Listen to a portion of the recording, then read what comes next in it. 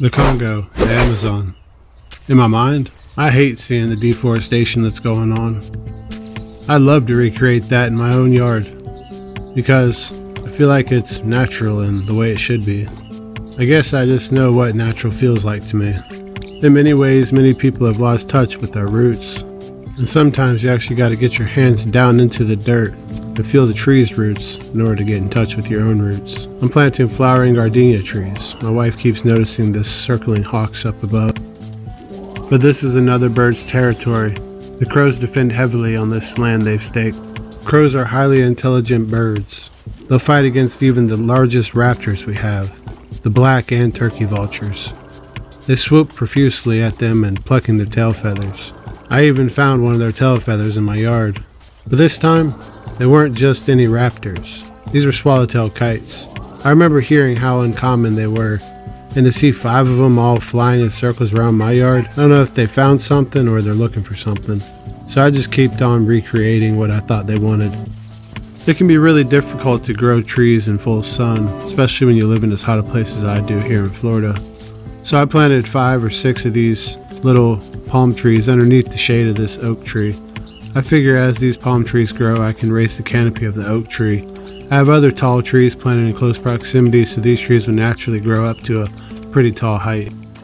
This cluster of palm trees with oak trees should create a natural little sanctuary for many different species. One of the biggest things we have to realize is you gotta have a lot of patience to make this work. Trees take time to grow, and eventually the wildlife comes too. The first few years were the hardest. I remember when I first started noticing these Galaria flowers naturally just reproducing themselves. And now, when I see any of them, I try to keep them. This is a small wildflower bed I have in my front yard. It's not too full yet, but I've been trying to diversify it and has many different flowering plants and attract as many pollinators as I can. Alright, so right here we have a very important species. This is the North American chestnut. And the reason it's important is it actually went extinct. Well, almost extinct. The true native North American chestnut did go extinct, but they did some cross breeding with the Asiatic chestnut, and now this American chestnut has become resistant to Asiatic chestnut blight.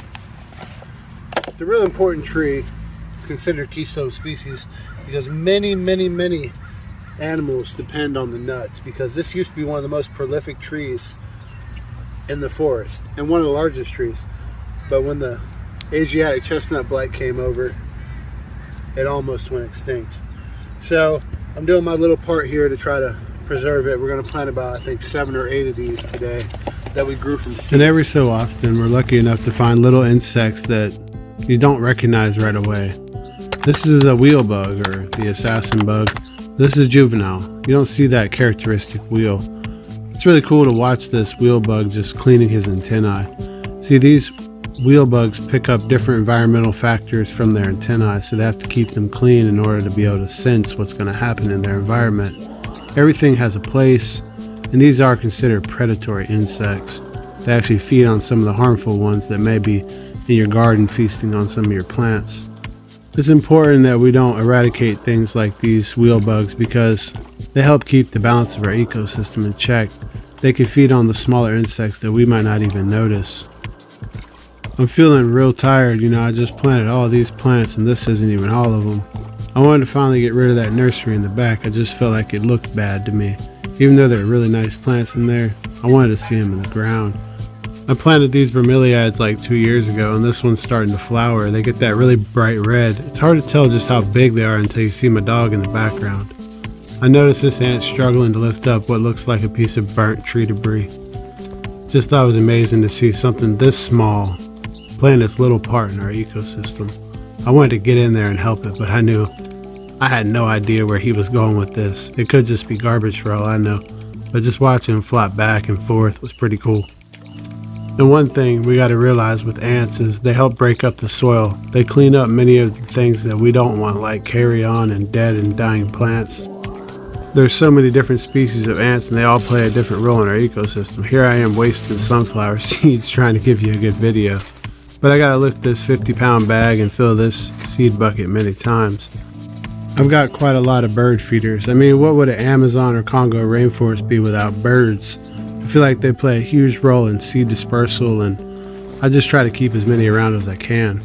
So I go around each different bird feeder and I top them off. I don't know, I probably have a dozen or more. I found that most animals, including squirrels and birds, all favor black oil sunflower seeds. While they don't get them all, they're pretty good at scavenging what little bit there are. Just this one bucket, it takes me several trips just to fill it up and go fill up all my feeders, but I feel like it was an important duty, so I spend about 20 minutes a week or so doing this. I've seen many different species all feeding from the sunflower seeds. I've seen Carolina chickadees. I have so many cardinals now it's not even funny. One of the coolest things I saw was a Sherman fox squirrel. I mean, they're kind of like endangered, and I think they're protected. I'm not exactly sure, but I know I've only seen a few in my life. I walk out here to the shade under the loquat tree to fill up a couple more feeders. I look back and I remember my house when it was just nothing there. It wasn't nothing but a foundation of fill dirt with a little bit of weeds and grass. You ever try to grow something in fill dirt? Well, it's almost impossible. There's no microorganisms in the soil. That comes from leaf litter and other tree debris. Filling up this feeder, trying to top everything off. I'm getting pretty close now. Looking back at my wildflower garden, I noticed a pretty cool orange and black insect.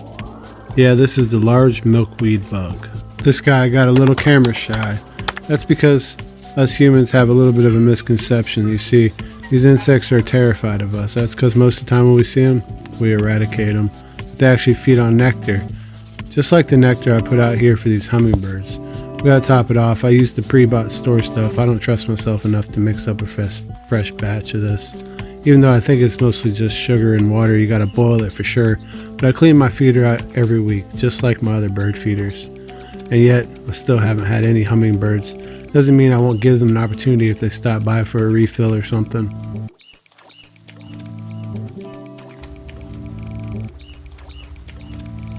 Just noticed, I saw some, there we go, that's the eastern lizard. You see he's been eating the leaves on this plant. Pretty cool species. They do a complete metamorphosis of color, and they will excrete a mild poison, especially if they feel like you're going to eat them.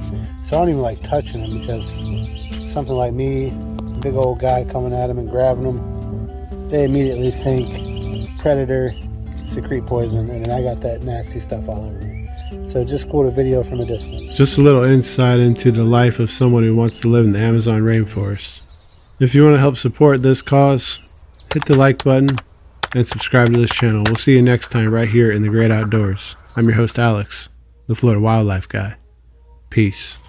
The motor, it's the motor driving the electricity. Everyone wants to save the planet. I know we can do it. We are the many. Welcome to the colony. Together we have the power to improve our planet. Don't ever underestimate it. The tools are right in front of us. It's your heart and mind at your fingertips, and now we have the connections. We're building a team with a mission, all about conservation. Communication around the earth only takes seconds. Together we will change this planet. All this talk about extinction, so many good reasons to listen. Our existence. Grow a garden and reduce your dependence. Put native trees and flowers in it. Bees and butterflies pollinate them. Seeds fall and create new plant seedlings. These plants take in carbon and create oxygen. That is a step towards a solution. That is your power in action.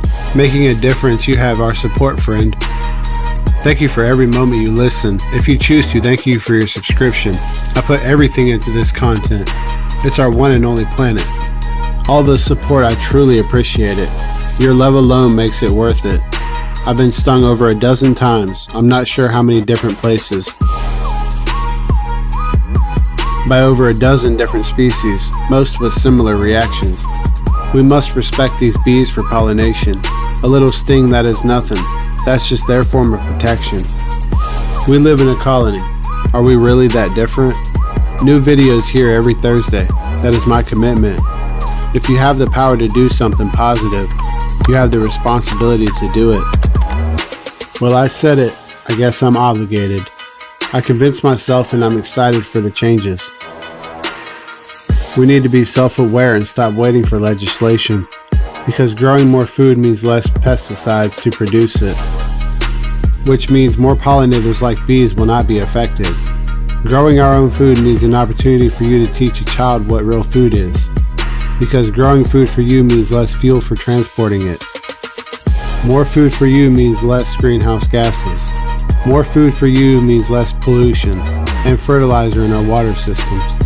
Welcome to the great outdoors, friends. Let's make a difference.